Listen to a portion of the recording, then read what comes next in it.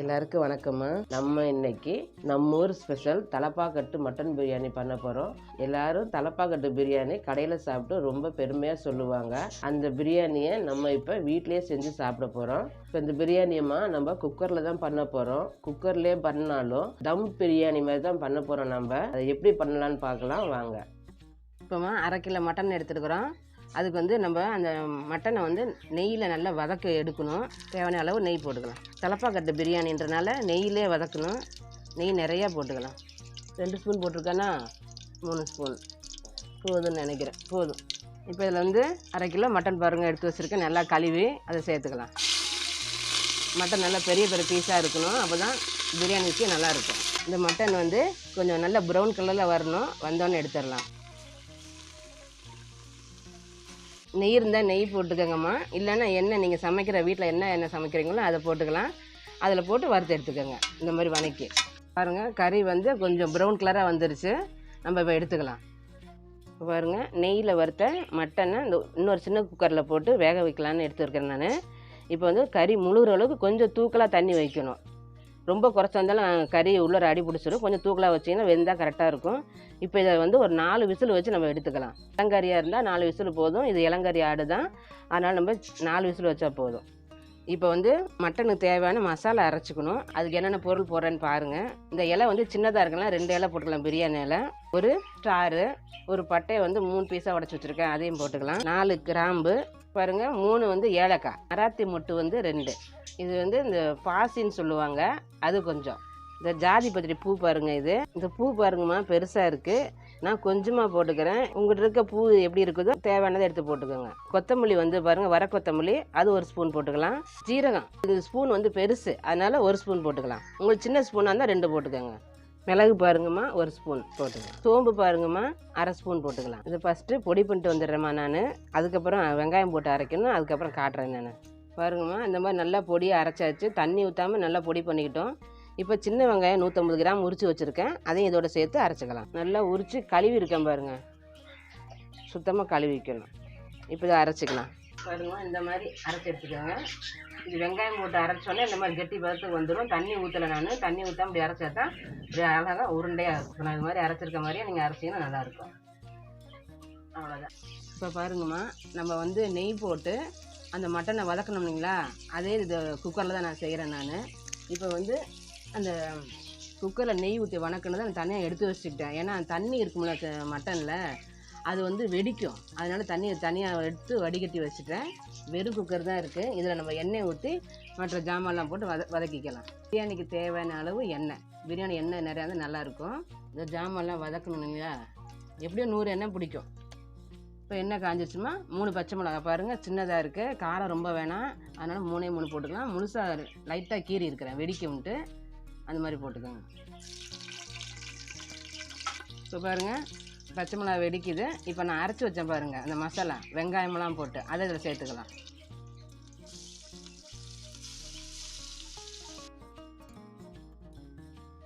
அடுத்து நம்ம ஒரு 1.5 ஸ்பூன் வந்து இஞ்சி பூண்டு பேஸ்ட் போட்டுக்கலாம்.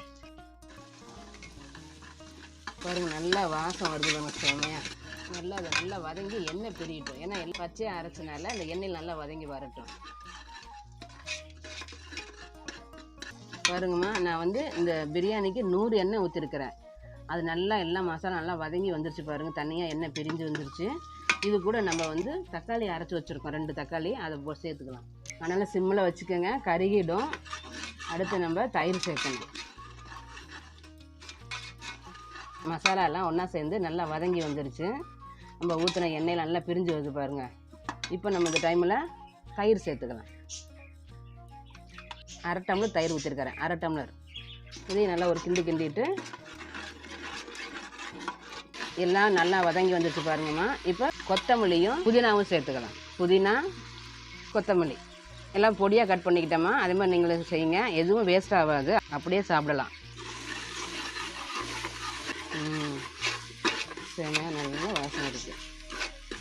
1/2 ஸ்பூன் மிளகாத்தூள், தனி மிளகாத்தூள், அது மட்டும் போட்டுக்கலாம். போதும், மிளகாத்தூள் மட்டும் போட்டால் போதும். நம்ம போட்ட மசாலா எல்லாம் நல்லா வெந்து வந்துருச்சு. நல்லா வதங்கி வெந்து வந்துருச்சு. எண்ணெய் பாருங்கள் பிரியுது. அந்த எண்ணெய் பிரிஞ்சால் தான் மசாலா நல்லா வெந்து இருக்குன்னு அர்த்தம். நல்லா அப்போ தான் டேஸ்ட் கொடுக்கும் சாப்பாடு. ஆச்சா, இப்போ பாருங்கள், அடுத்து நான் என்ன பண்ண போகிறேன்னா, இந்த வேக வச்சோம் இல்லைங்களா மட்டன், அதை மட்டும் எடுத்து போடலாம். தண்ணி அப்புறம் அளந்து ஊற்றணும் நம்ம, அதனால் மட்டன் மட்டும் ஃபஸ்ட்டு போட்டுக்குவோம். செம நல்லா அந்த மசாலாவில் இந்த மட்டன் நல்லா வதங்கணும். முதல்ல சும்மா தானே வேக வச்சோம், நம்ம எதுவுமே காரம் சேர்க்காத.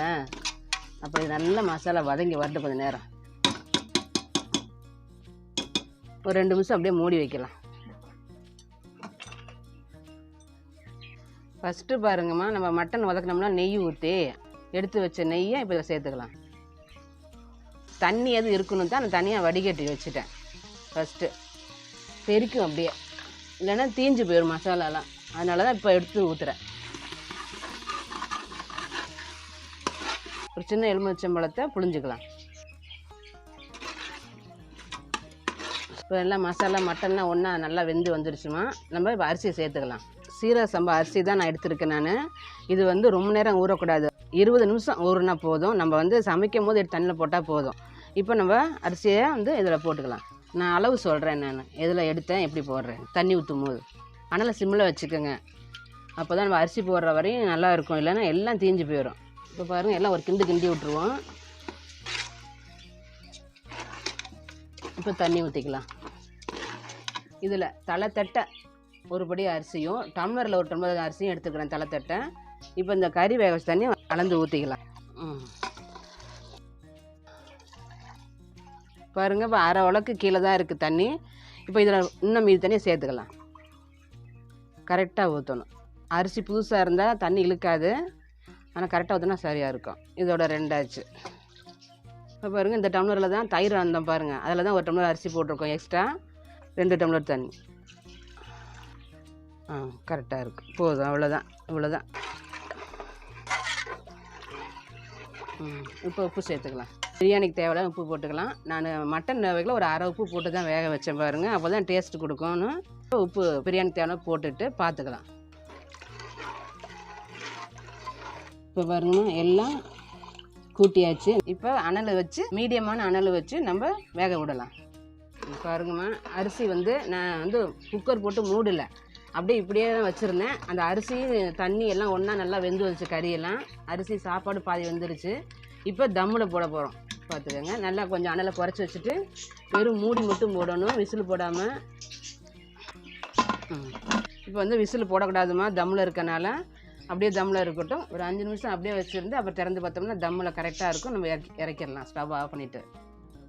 பாருங்கம்மா, பிரியாணி 10 நிமிஷம் தம்மில் போட்டிருந்தேன். இப்போ பிரியாணி ரெடி ஆயிடுச்சு. இங்கே பாருங்கள், எடுத்து இப்போ காட்டுறேன் உங்களுக்கு. நல்லா உதிரியாக சூப்பராக வந்திருக்கு பாருங்கள். கரெக்டாக இருக்குது தண்ணியெல்லாம். இது அரிசி ஊற வைக்கிற பக்குவம் கரெக்டாக இருக்கணும். 20 நிமிஷம் தான் கரெக்டாக ஊற வச்சோம்னா சரியாக இருக்கும். பாருங்கள், சாப்பாடு கரெக்டாக வெந்திருக்கு. பிரியாணி பாருங்கள், கொலையில் நம்ம ஊற்றின தண்ணி, அரிசி ஊற வச்ச டைமு எல்லாம் கரெக்டாக இருக்குது. சூப்பராக இருக்குது பாருங்கள். சாதம் இப்படி தான் இருக்கணும். தலப்பாக்கட்டு மட்டன் பிரியாணி கமன்னு வாசமாக ரெடி ஆகிடுச்சு. இதை நீங்கள் செய்யும் போதே நம்ம சுற்றி உள்ளவங்களாம் நல்லா பிரியாணி வாசம் வருதுன்னு தேடி வந்துடுவாங்க, வாசத்தை பிடிச்சிக்கிட்டு. செஞ்சு சாப்பிட்டு பார்த்துட்டு எப்படி இருக்குன்னு கண்டிப்பாக எனக்கு சொல்லுங்கள். மறக்காமல் லைக் பண்ணுங்கள். நன்றி, வணக்கம்.